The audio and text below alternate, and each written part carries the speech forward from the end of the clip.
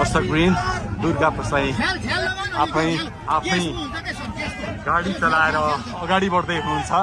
निकै नै अप्रिय अवस्था देख्न सक्छौँ हामी। यहाँ प्रहरीले अश्रु ग्यास चलाएको छ।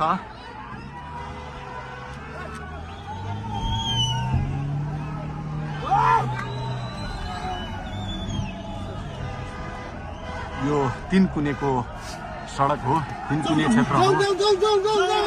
उहाँ आफै आफ्नै गाडी चलाउँदै अगाडि बढिराख्नु भएको छ। हामी दुर्गा प्रसादसँगै अगाडि बढिरहेका छौँ। यहाँ निकै ठुलो मात्रामा युवाहरूको उपस्थिति देख्न सकिन्छ। ठुलो मात्रामा युवाहरूको उपस्थिति, प्रहरीको बार तोडेर दुर्गा प्रसाई आफै अगाडि बढ्दै हुनुहुन्छ। प्रहरीलाई गाडीले पेलेर दुर्गा प्रसाई अगाडि बढ्दै हुनुहुन्छ। हामी दुर्गा प्रसाईसँगै अगाडि बढ्दैछौँ।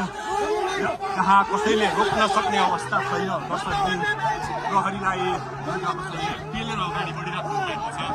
प्रहरी गाडीको चाबी खोज्न लागि परेको छ र दुर्गा प्रसाईले प्रहरीको एक लेयर तोडिसक्नु भएको छ र अब अगाडि सशस्त्र प्रहरीको टोली रहेको छ। उहाँ अगाडि बढिराख्नु भएको छ। यो गाडीमाथि प्रहरीले अन्धाधुन्दा लाठीचार्ज गरिरहेको छ। तपाईँ देख्न सक्नुहुन्छ दुर्गा प्रसाईको गाडीलाई प्रहरीले रोकिराखेको अवस्था। उहाँले यो प्रहरीका सम्पूर्ण सुरक्षा घेरा तोडेर दुर्गा प्रसाई अगाडि बढ्नु भएको छ र यति बेला तीन खुनेको यो पुलबाट अगाडि बढिसकेको छ। यो दृश्य अगाडिपट्टि